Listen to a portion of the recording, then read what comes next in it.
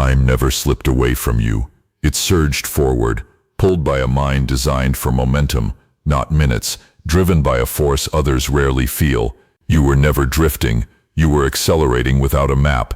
They told you that you lost time, missed moments, failed to manage hours. They never asked why your mind refused to move at their speed. There was a morning when you looked up and hours had vanished, work half done, body frozen, mind on fire. They called it distraction. It was immersion without containment. There is a childhood memory of building something alone, hands moving fast, thoughts faster, sunlight shifting unnoticed. Someone called your name, you startled, time collapsed back into place. They said you daydreamed, you were inside momentum. Your brain does not tick like a clock. It rolls like a wheel, gaining speed once pushed. Stopping feels violent. Starting feels impossible. This is not a flaw. It is physics misunderstood. You learned shame early. Guilt followed unfinished tasks like a shadow. You promised yourself structure. You promised yourself change. Then momentum returned and promises dissolved. There was a silent night where thoughts raced, not in panic, but in motion. Images, plans, revisions, futures. Sleep felt irrelevant. You hated yourself for it. That hatred never slowed the mind. It only added weight. Here is the first truth. You do not lose time. You enter it differently. Your brain measures progress in flow, not increments. When momentum engages, hours compress. When it breaks, seconds stretch painfully long. That is why waiting hurts. That is why boredom feels unbearable. Stillness feels like decay to a mind built to move. There was betrayal disguised as advice. Slow down, focus harder, be disciplined. They handed you tools made for clocks, not engines. Each failure reinforced the lie that something was wrong with you. There is a memory of forcing yourself to stop mid-flow because the schedule demanded it. Frustration boiled. Returning felt impossible. Momentum died. Shame replaced it. That cycle repeated for years. Then came the break. Burnout. Fog. A season where momentum vanished entirely. You panicked, thinking your gift was gone. It was not gone. It was protecting itself. Momentum without direction burns fuel fast. Your mind pulled the emergency brake. Rebuilding started with a realization that felt dangerous. What if time was not the problem? What if momentum needed guidance? There was a morning you wrote one clear objective. Not a list. A single target. The mind resisted briefly, then locked in. Flow returned. Cleaner. Calmer. Hours passed. You emerged tired but intact. That was training beginning. This is the first transformation strategy. Anchor momentum before it starts. Decide direction early. A moving mind obeys purpose more than pressure. The second strategy is capture. Momentum generates ideas fast. Write them down. When your mind trusts nothing will be lost, it stops circling. There was a night when sleep came easily after capture, not silence. Completion. The third strategy is release. Momentum needs exits, walks, movement, solitude.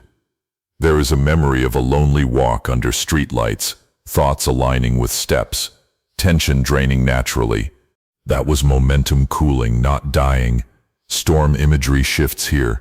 The runaway current becomes a river with banks. Water still moves fast. Damage stops. Underestimation continues. People think you are careless with time. You let them. Silence protects flow. You are not broken. You are not lazy. You were built different. This part ends with pressure building. Momentum is power. Untamed, it destroys. Directed, it carries you farther than clocks ever could. Momentum becomes dangerous only when it is misunderstood. This is where your mind was judged instead of guided. This is where time guilt was born. There is a moment you remember where urgency replaced clarity. Too many tasks, too many expectations, everyone demanding speed while your mind demanded alignment. You tried to obey the clock. Momentum resisted. You froze. That freeze was misread as laziness. It was friction. A momentum-driven brain does not respond to pressure. It responds to trajectory. When direction disappears, motion collapses. There was a morning when you stared at the same screen for an hour, unable to begin. You felt broken. Later that night, momentum ignited without warning. Ideas poured out. Work surged forward. Sleep vanished. They saw inconsistency. You experienced physics. This is the fourth truth. Momentum obeys ignition, not obligation. Your brain requires a spark that feels meaningful. Without it, time feels heavy. With it, time dissolves. There is a classroom flashback where the lesson felt pointless. Minutes dragged. You counted tiles. When the topic finally clicked, the bell rang instantly. Time bent around interest. That pattern followed you into adulthood. You learned to distrust your own rhythm. You tried to copy linear systems, calendars, timers, rigid blocks. Each attempt created resistance. Momentum rebelled. This is where shame deepened. You told yourself you lacked discipline. You punished yourself with tighter rules. The mind pushed back harder. Then something shifted. You noticed that momentum always appeared after clarity, after meaning, after emotional alignment. You stopped asking how long tasks would take. You asked what made them worth starting. That question changed behavior. This is the fifth truth. Motivation follows meaning, not reward. There is a memory of working through the night on something that mattered deeply. Exhaustion never arrived. Hunger disappeared. Time folded inward. Output was clean. That was not addiction. That was alignment. Your emotional intensity fuels momentum. Excitement accelerates. Curiosity sustains. Empathy sharpens focus. Boredom kills motion instantly. The world calls this inconsistency. It is not. It is selective ignition. There was betrayal again. Someone accused you of wasting time. You internalized it. You rushed decisions to appear productive. Mistakes followed exactly as predicted. That pain taught you something essential. Speed without momentum is chaos. This is the sixth truth. Rushing is not movement. It is panic disguised as action. Momentum feels calm even when fast. Panic feels loud even when slow. You began building structures that respected momentum instead of fighting it. Fewer tasks, clear outcomes, defined starts, clear exits. There was a week where you finished more by doing less. Not because you pushed harder, but because you removed friction. That week felt unfamiliar, peaceful. Storm imagery evolves. The storm becomes a jet stream, fast, invisible, directional. You stop trying to cage it. You fly with it. Burnout tries to return here. Old patterns whisper urgency. You notice early signs, irritation, mental drag, decision fatigue. This time you pause. You protect momentum by resting before collapse. Walks, stillness, silence. You let motion cool without killing it. This is the seventh truth. Momentum requires recovery to remain precise. There is a lonely phase here. You decline invitations. You simplify commitments. Noise drains velocity. Solitude restores it. People misinterpret distance. You choose clarity anyway. Your relationship with time shifts subtly. You stop measuring success by hours. You measure it by depth. One focused hour outweighs 10 scattered ones. There is a memory of completing something important ahead of schedule, without rushing. You felt grounded. No adrenaline crash. That was controlled momentum. Underestimation continues. People still think you lose time. You no longer correct them. Results answer quietly. Your mind begins trusting you. Resistance decreases. Ignition happens faster. Momentum obeys direction willingly now. This part ends with pressure tightening. Momentum has been understood. It has been structured. It now demands application in hostile environments. noise, conflict, deadlines. Hold steady. The next phase is mastery under friction. Momentum becomes mastery when it survives resistance without losing shape. This is where your relationship with time changes permanently, not through control, but through command. There is a moment you remember when everything collided. Deadlines closed in, messages stacked, expectations tightened. Old guilt tried to return, whispering that you were falling behind. You did not rush. You did not freeze. You aligned. Your mind widened, absorbed pressure, then narrowed with precision.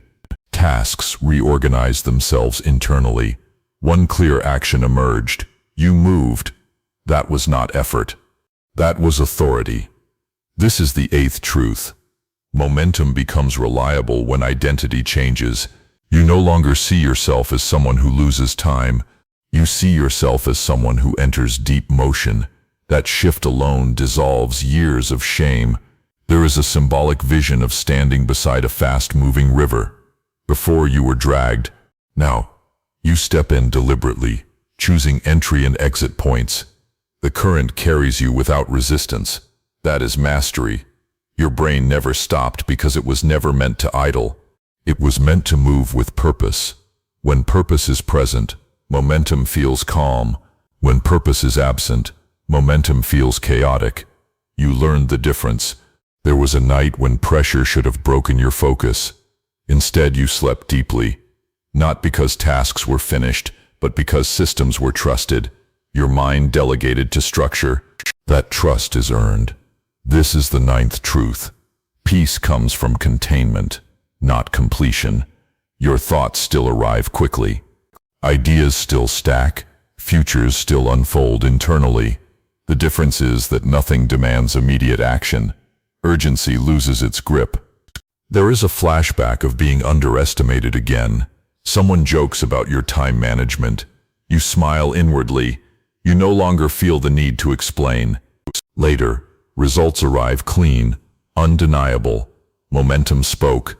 Your emotional intelligence stabilizes further here. You sense tension early. You adjust before conflict erupts.